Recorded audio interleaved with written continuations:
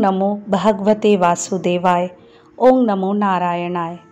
दोस्तों, आप श्रीमद् भागवत महापुराण के छठे स्कंद के 9वें अध्याय का श्रवण कर रहे हैं। विश्वरूप का वध। वृत्रासुर द्वारा देवताओं की हार और भगवान की प्रेरणा से देवताओं का दधीचि ऋषि के पास जाना। श्री सुखदेव जी कहते हैं, परीक्षित, हमने सुना है कि विश्वरूप के 3 सिर थे। वे एक मुंह से सोमरस तथा दूसरे से सुरा पीते थे और तीसरे से अन्न खाते थे। उनके पिता त्वष्टा आदि 12 आदित्य देवता थे, इसलिए वे यज्ञ के समय प्रत्यक्ष रूप में ऊंचे स्वर से बोलकर बड़े विनय के साथ देवताओं को आहुति देते थे। साथ ही वे छिप छिप कर असुरों को भी आहुति दिया करते थे। उनकी माता असुर कुल की थी, इसलिए वे मातृ स्नेह के वशीभूत होकर यज्ञ करते समय उस प्रकार असुरों को भाग पहुंचाया करते थे। देवराज इंद्र ने देखा कि इस प्रकार वे देवताओं का अपराध और धर्म की ओट में कपट कर रहे हैं। इससे इंद्र डर गए और क्रोध में भरकर उन्होंने बड़ी फुर्ती से उनके 3 सिर काट लिए। विश्वरूप का सोमरस पीने वाला सिर पपीहा, सुरापान करने वाला गौरैया और अन्न खाने वाला तीतर हो गया। इंद्र चाहते तो विश्वरूप के वध से लगी हुई हत्या को दूर कर सकते थे, परंतु उन्होंने ऐसा करना उचित न समझा, वरन हाथ जोड़कर उसे स्वीकार कर लिया तथा 1 वर्ष तक उससे छूटने का कोई उपाय नहीं किया। तदंतर सब लोगों के सामने अपनी शुद्धि प्रकट करने के लिए उन्होंने अपनी ब्रह्म हत्या को 4 हिस्सों में बांटकर पृथ्वी, जल, वृक्ष और स्त्रियों को दे दिया।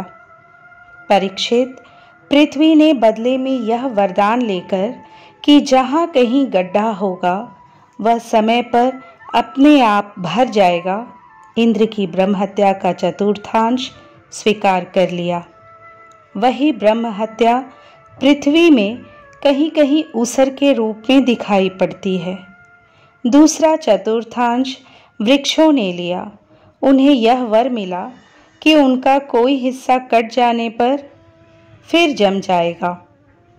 उनमें अब भी गोंद रूप में ब्रह्म हत्या दिखाई पड़ती है। स्त्रियों ने यह वर पाकर कि वे सर्वदा पुरुष का सहवास कर सकें, ब्रह्म हत्या का तीसरा चतुर्थांश स्वीकार कर लिया। जल ने यह वर पाकर कि खर्च करते रहने पर भी निर्झर आदि के रूप में तुम्हारी बढ़ती ही होती रहेगी, ब्रह्म हत्या का चौथा चतुर्थांश स्वीकार किया। फेन, बुदबुद आदि के रूप में वही ब्रह्म हत्या दिखाई पड़ती है, अतएव मनुष्य उसे हटाकर जल ग्रहण किया करते हैं। विश्वरूप की मृत्यु के बाद उसके पिता त्वष्टा, हे इंद्र शत्रु, तुम्हारी अभिवृद्धि हो और शीघ्र से शीघ्र तुम अपने शत्रु को मार डालो। इस मंत्र से इंद्र का शत्रु उत्पन्न करने के लिए हवन करने लगे। यज्ञ समाप्त होने पर अनबाहार्य पचन नामक अग्नि से एक बड़ा भयावना दैत्य प्रकट हुआ। वह ऐसा जान पड़ता था मानो लोकों का नाश करने के लिए प्रलयकालीन विकराल काल ही प्रकट हुआ हो। परीक्षित, वह प्रतिदिन अपने शरीर के सब ओर बाण के बराबर बढ़ जाया करता था। वह जले हुए पहाड़ के समान काला और बड़े डील डौल का था। उसके शरीर में से संध्याकालीन बादलों के समान दीप्ति निकलती रहती थी। उसके सिर के बाल और दाढ़ी मूछ तपे हुए तांबे के समान लाल रंग के तथा नेत्र दोपहर के सूर्य के समान प्रचंड थे।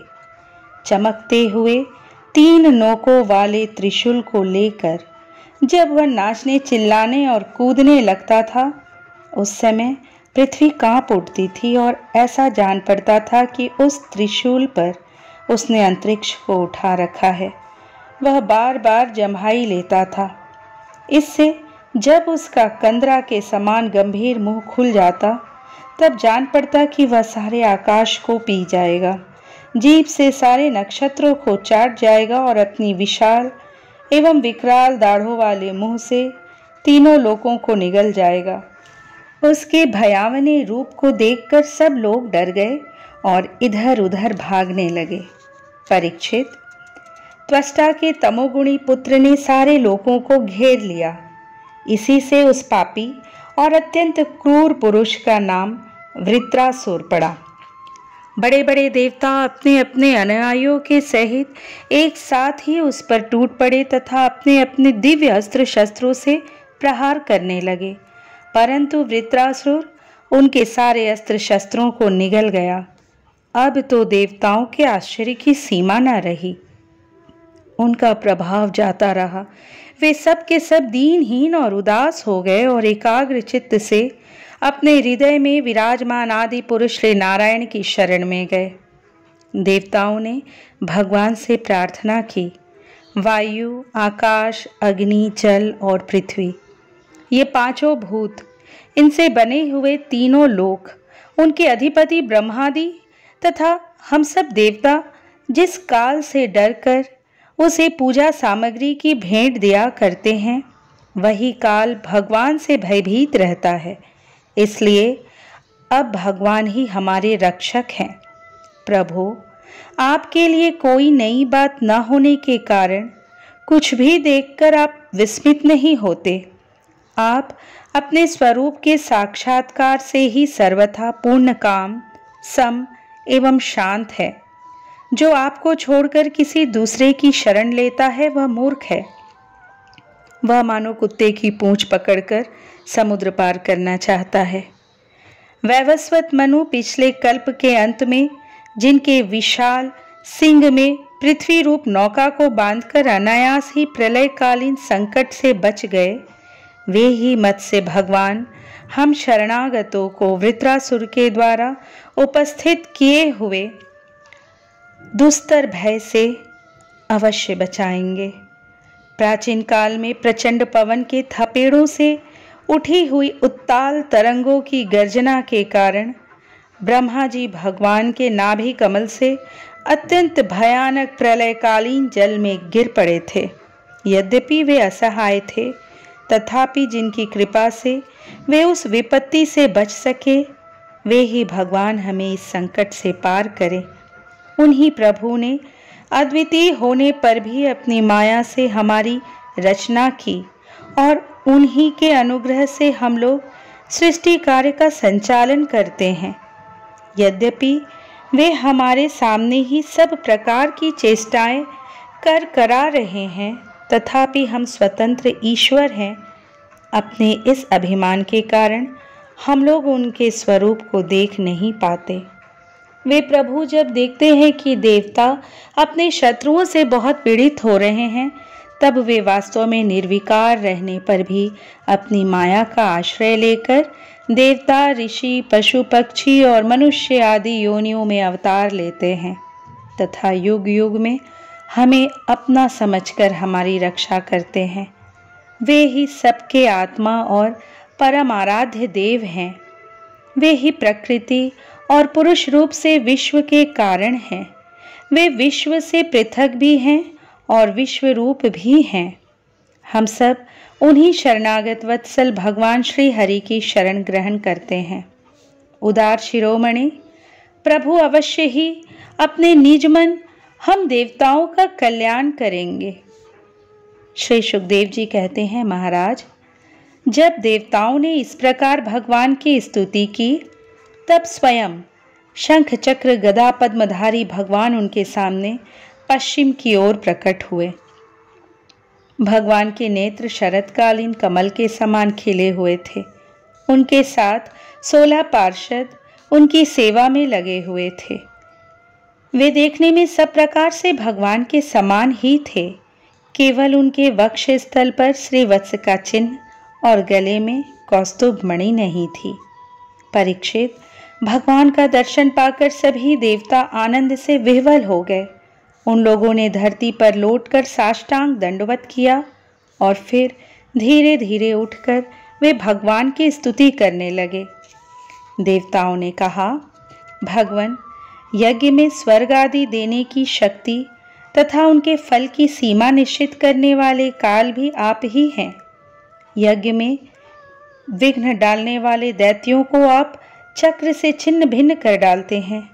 इसलिए आपके नामों की कोई सीमा नहीं है। हम आपको बार बार नमस्कार करते हैं। विधातः सत्व रज तम इन 3 गुणों के अनुसार जो उत्तम मध्यम और निकृष्ट गतियां प्राप्त होती हैं, उनके नियामक आप ही हैं। आपके परम पद का वास्तविक स्वरूप इस कार्य रूप जगत का कोई आधुनिक प्राणी नहीं जान सकता। भगवान नारायण वासुदेव, आप आदि पुरुष और महापुरुष हैं। आपकी महिमा असीम है। आप परम मंगलमय, परम कल्याण स्वरूप और परम दयालु हैं। आप ही सारे जगत के आधार एवं अद्वितीय हैं। केवल आप ही सारे जगत के स्वामी हैं। आप सर्वेश्वर हैं तथा सौंदर्य और मृदुलता की अधिष्ठात्री देवी लक्ष्मी के परम पति हैं। प्रभो, परमहंस परिव्राजक विरक्त महात्मा जब आत्म संयम रूप परम समाधि से भली भांति आपका चिंतन करते हैं, तब उनके शुद्ध हृदय में परमहंसों के धर्म वास्तविक भगवत भजन का उदय होता है।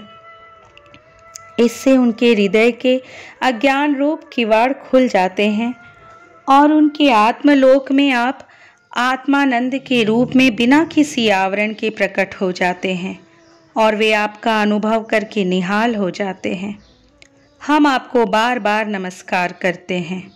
भगवान, आपकी लीला का रहस्य जानना बड़ा ही कठिन है, क्योंकि आप बिना किसी आश्रय और प्राकृत शरीर के हम लोगों के सहयोग की अपेक्षा न करके निर्गुण और निर्विकार होने पर भी स्वयं ही इस सगुण जगत की सृष्टि, रक्षा और संहार करते हैं। भगवान, हम लोग यह बात भी ठीक नहीं समझ पाते कि सृष्टि कर्म में आप देवदत्त आदि किसी व्यक्ति के समान गुणों के कार्य रूप इस जगत में जीव रूप से प्रकट हो जाते हैं और कर्मों के अधीन होकर अपने किए अच्छे बुरे कर्मों का फल भोगते हैं, अथवा आप आत्माराम, शांत स्वभाव एवं सबसे उदासीन साक्षी मात्र रहते हैं तथा सबको समान देखते हैं। हम तो यह समझते हैं कि यदि आप में ये दोनों बातें रहें तो भी कोई विरोध नहीं है, क्योंकि आप स्वयं भगवान हैं। आपके गुण अगणित हैं, महिमा अगाध है और आप सर्वशक्तिमान हैं। आधुनिक लोग अनेकों प्रकार के विकल्प, वितर्क, विचार, झूठे प्रमाण और कुतर्कपूर्ण शास्त्रों का अध्ययन करके अपने हृदय को दूषित कर लेते हैं और यही कारण है कि वे दुराग्रही हो जाते हैं। आप में उनके वाद विवाद के लिए अवसर ही नहीं है। आपका वास्तविक स्वरूप समस्त मायामय पदार्थों से परे केवल है। जब आप उसी में अपनी माया को छिपा लेते हैं, तब ऐसी कौन सी बात है जो आप में नहीं हो सकती। इसलिए आप साधारण पुरुषों के समान कर्ता भोक्ता भी हो सकते हैं और महापुरुषों के समान उदासीन भी। इसका कारण यह है कि न तो आप में कर्तृत्व भोक्तृत्व है और न तो उदासीनता ही। आप तो दोनों से विलक्षण अनिर्वचनीय हैं।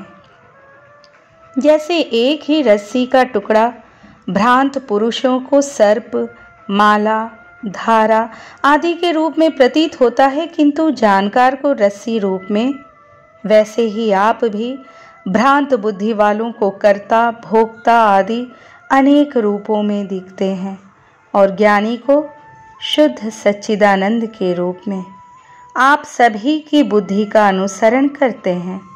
विचार पूर्वक देखने से मालूम होता है कि आप ही समस्त वस्तुओं में वस्तुत्व के रूप में विराजमान हैं, सबके स्वामी हैं और संपूर्ण जगत के कारण ब्रह्मा, प्रकृति आदि के कारण भी है। आप सबके अंतर्यामी अंतरात्मा हैं। इसलिए जगत में जितने भी गुण दोष प्रतीत हो रहे हैं, उन सब की प्रतीतियाँ अपने अधिष्ठान स्वरूप आपका ही संकेत करती है और श्रुतियों ने समस्त पदार्थों का निषेध करके अंत में निषेध की अवधि के रूप में केवल आपको ही शेष रखा है। मधुसूदन, आपकी अमृतमयी महिमा रस का अनंत समुद्र है। उसके नन्हे से सीकर का भी अधिक नहीं, एक बार भी स्वाद चख लेने से हृदय में नित्य निरंतर परमानंद की धारा बहने लगती है। उसके कारण अब तक जगत में विषय भोगों के जितने भी लेश मात्र प्रतीति मात्र सुख का अनुभव हुआ है या परलोक आदि के विषय में सुना गया है, वह सब का सब जिन्होंने भुला दिया है, समस्त प्राणियों के परम प्रियतम हितैषी सुहृद और सर्वात्मा आप ऐश्वर्य निधि परमेश्वर में जो अपने मन को नित्य निरंतर लगाए रखते हैं और आपके चिंतन का ही सुख लूटते रहते हैं, वे आपके अनन्य प्रेमी परम भक्त पुरुष ही अपने स्वार्थ और परमार्थ में निपुण हैं। मधुसूदन, आपके वे प्यारे और सुहृद भक्तजन भला आपके चरण कमलों का सेवन कैसे त्याग सकते हैं, जिससे जन्म मृत्यु रूप संसार के चक्कर से सदा के लिए छुटकारा मिल जाता है। प्रभु, आप त्रिलोकी की आत्मा और आश्रय हैं। आपने अपने 3 पगों से सारे जगत को नाप लिया था और आप ही तीनों लोकों के संचालक हैं। आपकी महिमा त्रिलोकी का मन हरण करने वाली है। इसमें संदेह नहीं कि दैत्य दानव आदि असुर भी आपकी ही विभूतियां हैं, तथापि यह उनकी उन्नति का समय नहीं है। यह सोचकर आप अपनी योग माया से देवता, मनुष्य, पशु, नृसिंह आदि मिश्रित और मत्स्य आदि जलचरों के रूप में अवतार ग्रहण करते हैं और उनके अपराध के अनुसार उन्हें दंड देते हैं। दंडधारी प्रभु, यदि जचे तो आप उन्हीं असुरों के समान इस वृत्रासुर का भी नाश कर डालिए। भगवान, आप हमारे पिता, पितामह सब कुछ हैं। हम आपके निज जन हैं और निरंतर आपके सामने सिर झुकाए रहते हैं। आपके चरण कमलों का ध्यान करते करते हमारा हृदय उन्हीं के प्रेम बंधन से बंध गया है। आपने हमारे सामने अपना दिव्य गुणों से युक्त साकार विग्रह प्रकट करके हमें अपनाया है। इसलिए प्रभु, हम आपसे यह प्रार्थना करते हैं कि आप अपनी दया भरी, विशद, सुंदर और शीतल मुस्कान युक्त चितवन से तथा अपने मुखार विंद से टपकते हुए मनोहर वाणी रूप सुमधुर सुधा बिंदु से हमारे हृदय का ताप शांत कीजिए, हमारे अंतर की जलन बुझाइए। प्रभु, जिस प्रकार अग्नि की ही अंशभूत चिंगारियां आदि अग्नि को प्रकाशित करने में असमर्थ हैं, वैसे ही हम भी आपको अपना कोई भी स्वार्थ परमार्थ निवेदन करने में असमर्थ है। आपसे भला कहना ही क्या है, क्योंकि आप संपूर्ण जगत की उत्पत्ति, स्थिति और लय करने वाली दिव्य माया के साथ विरोध करते रहते हैं तथा समस्त जीवों के अंतःकरण में ब्रह्म और अंतर्यामी के रूप में विराजमान रहते हैं। केवल इतना ही नहीं, उनके बाहर भी प्रकृति के रूप से आप ही विराजमान हैं। जगत में जितने भी देश, काल, शरीर और अवस्था आदि हैं, उनके उपादान और प्रकाशक के रूप में आप ही उनका अनुभव करते रहते हैं। आप सभी वृत्तियों के साक्षी हैं। आप आकाश के समान सर्वगत हैं, निर्लिप्त हैं। आप स्वयं परब्रह्म परमात्मा हैं। अतएव हम अपना अभिप्राय आपसे निवेदन करें, इसकी अपेक्षा न रखकर जिस अभिलाषा से हम लोग यहाँ आए हैं उसे पूर्ण कीजिए। आप अचिंत्य ऐश्वर्य संपन्न और जगत के परम गुरु हैं। हम आपके चरण कमलों की छत्र छाया में आए हैं, जो विविध पापों के फलस्वरूप जन्म मृत्यु रूप संसार में भटकने की थकावट को मिटाने वाली है। सर्वशक्तिमान श्री कृष्ण, वृत्रासुर ने हमारे प्रभाव और अस्त्र शस्त्रों को तो निगल ही लिया है, अब वह तीनों लोकों को भी ग्रस रहा है। आप उसे मार डालिए। प्रभो, आप शुद्ध स्वरूप हृदय स्थित शुद्ध ज्योतिर्मय आकाश, सबके साक्षी, अनादि अनंत और उज्जवल कीर्ति संपन्न है। संत लोग आपका ही संग्रह करते हैं। संसार के पथिक जब घूमते घूमते आपकी शरण में आ पहुँचते हैं, तब अंत में आप उन्हें परमानंद स्वरूप अभीष्ट फल देते हैं और इस प्रकार उनके जन्म जन्मांतर के कष्ट को हर लेते हैं। प्रभु, हम आपको नमस्कार करते हैं। श्री सुखदेव जी कहते हैं, परीक्षित, जब देवताओं ने बड़े आदर के साथ इस प्रकार भगवान का स्तवन किया, तब वे अपनी स्तुति सुनकर बहुत प्रसन्न हुए तथा उनसे कहने लगे।